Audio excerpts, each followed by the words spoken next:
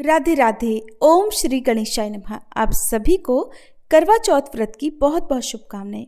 प्रिय श्रोताओं, आज के इस वीडियो में हम करवा चौथ के दिन सुनी जाने वाली कुछ कथाएं सुनेंगे।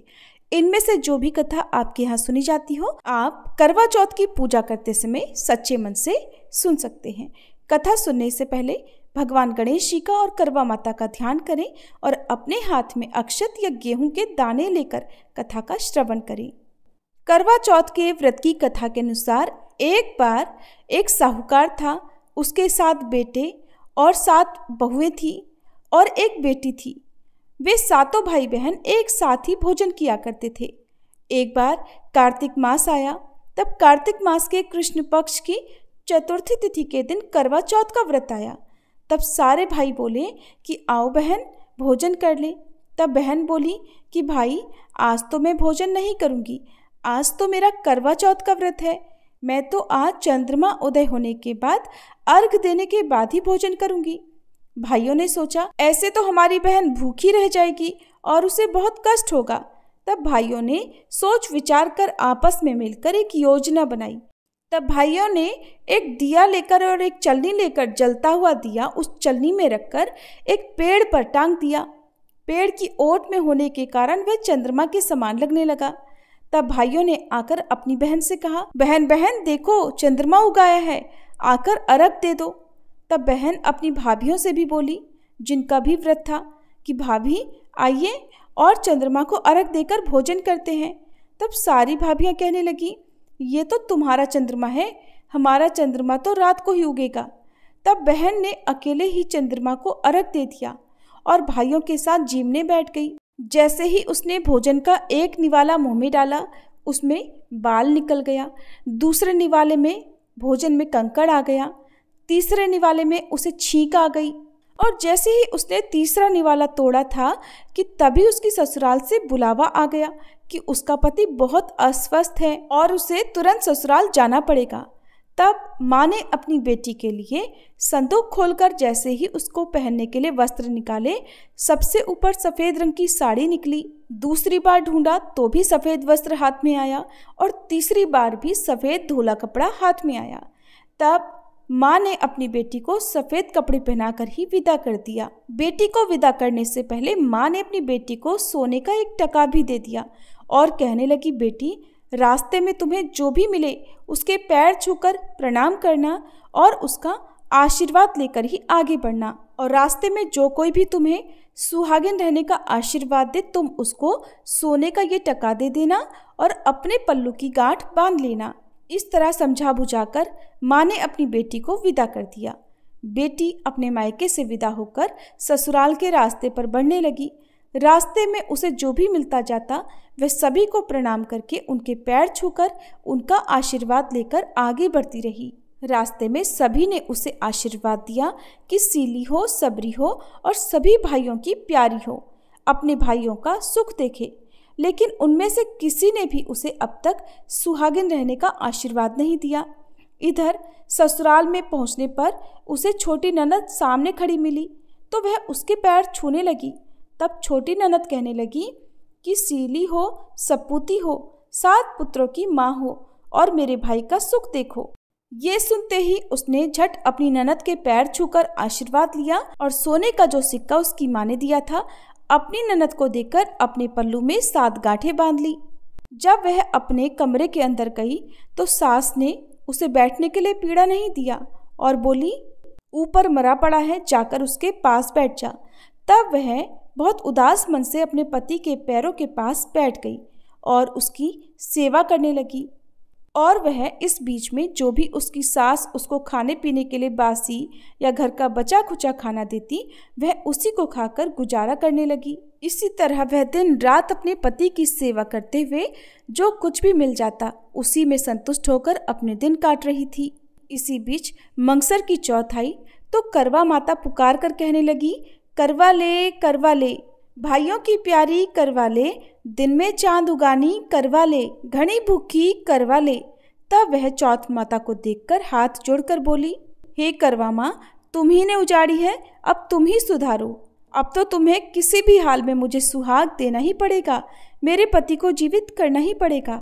तब करवा माता बोली, कुछ ही दिनों में पौ की चौथ आएगी, तब तुम उनसे अपना सुहाग मांग लेना, वो मेरी बड़ी बहन है। फिर पौ की चौथ आई तो उसने उनसे भी यही कहा। इसके बाद माघ की और फागुन की चौथ आई और आकर चली गई।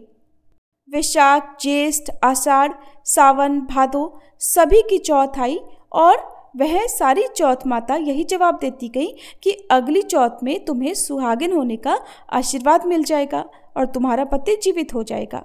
और हर बार चौथ माता उससे अगली चौथ पर सुहागिन होने का आशीर्वाद देकर चली गई।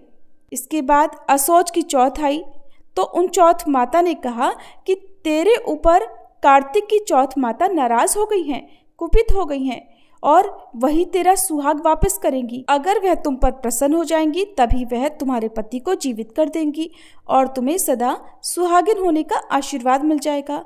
अब की जब कार्तिक की चौथ आए तब तुम चौथ माता के पैर पकड़ लेना और बैठ जाना। ऐसा कहकर असोज की चौथ चली गई। फिर इसके बाद कार्तिक की चौथ आई। चौथ माता नाराज होते हुए पुकारने लगी, भाइयों की प्यारी करवा ले, चांद उगानी करवा ले, घनी भुखानी करवा ले, व्रत भांडनी करवा ले। साहूकार की बेटी ने सुना तो सोचने लगी, ये तो वही चौथ माता हैं और नाराज होकर ये तो मुझे ही बोल रही हैं।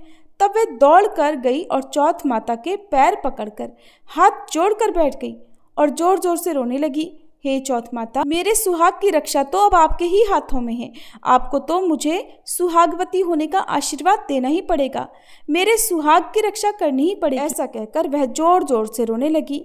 तब चौथ माता बोली, छोड़ पापिन, छोड़ हत्यारिन, मेरे पांव पकड़कर क्यों बैठी है। साहूकार की बेटी फिर गिड़गिड़ाकर कहने लगी, हे चौथ माता, मेरे अपराध क्षमा करो, मुझसे बिगड़ी है, लेकिन अब आपको तो मेरा सुहाग देना ही पड़ेगा। चौथ माता से बार बार विनती करने पर चौथ माता प्रसन्न हो गई, राजी हो गई। उन्होंने अपनी आंख में से काजल निकाला, नाखून से मेहंदी निकाली और टीके में से रोली निकालकर कनकी उंगली का छींटा दिया। छींटा देते ही उसका तो पति उठकर बैठ गया और कहने लगा, बहुत सोया। तब साहूकार की बेटी बोली, बहुत सोए? तुम क्या सोए? मुझे तो 12 महीने हो चुके हैं। तब जाकर कहीं चौथ माता ने प्रसन्न होकर सुहाग दिया है। पति बोला, तब चौथ माता का उज्जमन कर लो। तब उसने चौथ माता की कहानी सुनी, करवा मनसा, खूब चूरमा किया। इसके बाद दोनों पति पत्नी ने जीमा और चौपड़ खेलने बैठ गए। थोड़ी ही देर में नीचे से उसकी सास ने रोटी भेजी तो दासी ने देखकर सास से कहा, वे दोनों तो बैठकर चौपड़ खेल रहे हैं। सास को विश्वास नहीं हुआ। दौड़ी दौड़ी उसने ऊपर आकर कमरे में देखा तो देखकर बहुत खुश हो गई। बोली, ये क्या हुआ? बहू बोली, मेरे तो चौथ माता आई थी।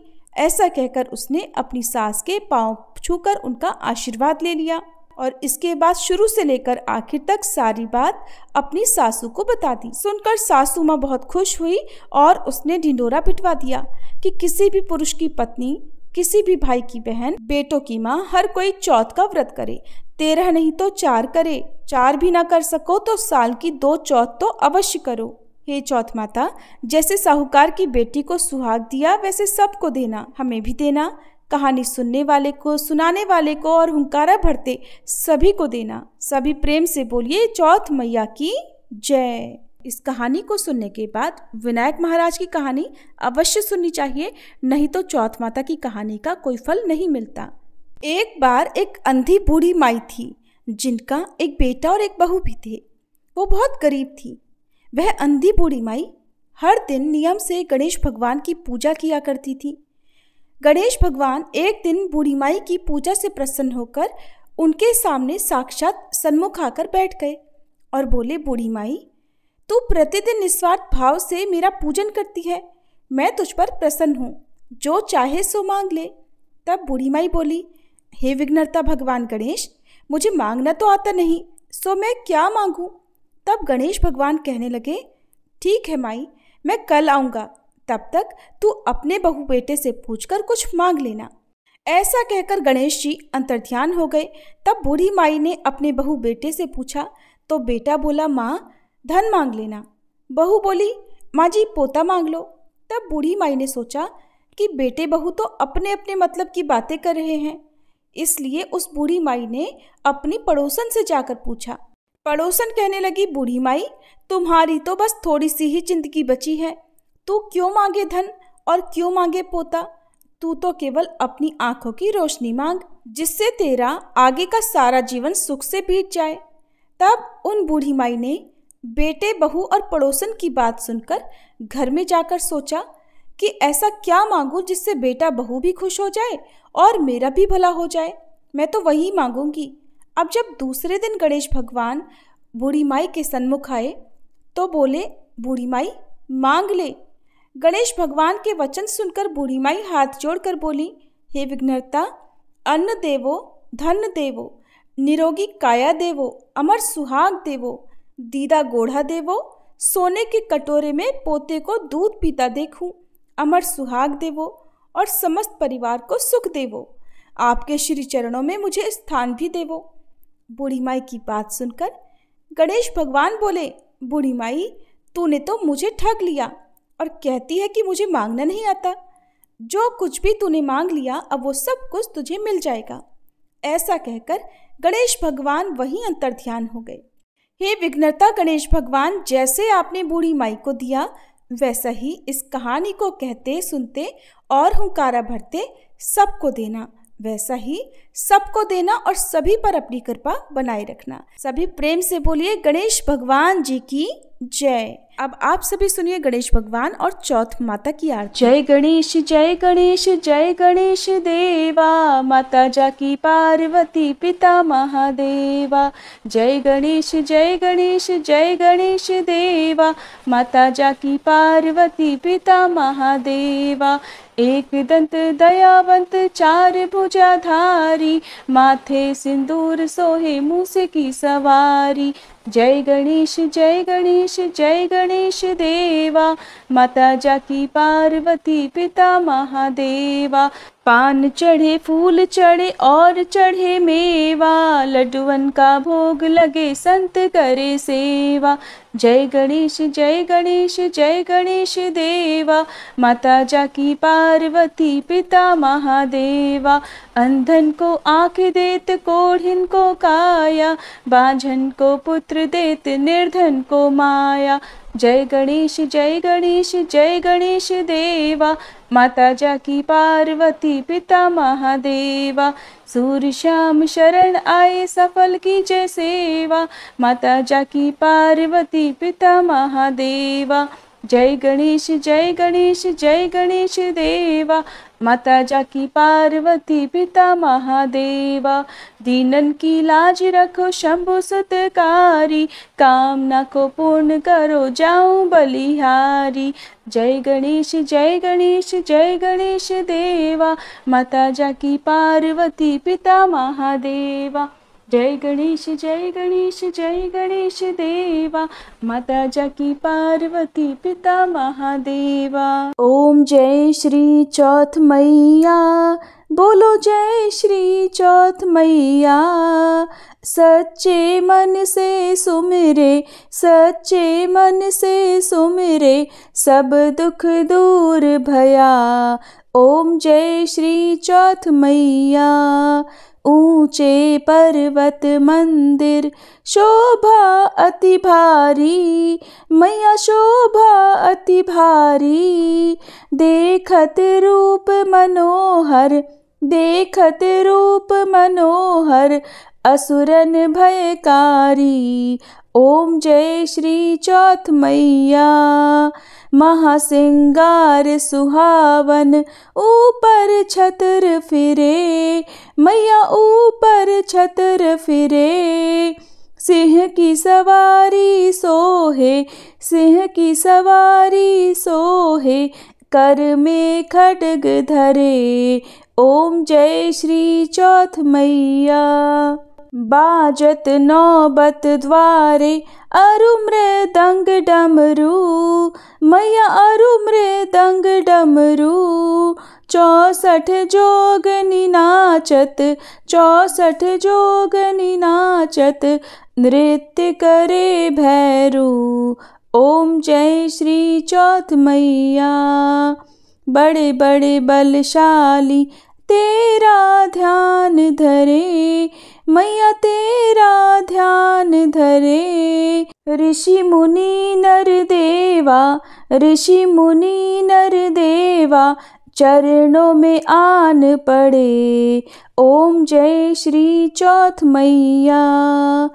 चौथ माता की आरती जो कोई सुहागन गावे, मैया जो कोई सुहागन गावे। बढ़त सुहाग की लाली, बढ़त सुहाग की लाली, सुख संपत्ति पावे। ओम जय श्री चौथ मैया, ओम जय श्री चौथ मैया, बोलो जय श्री चौथ मैया। सच्चे मन से सुमिरे, सच्चे मन से सुमिरे, सब दुख दूर भया। ओम जय श्री चौथ मैया।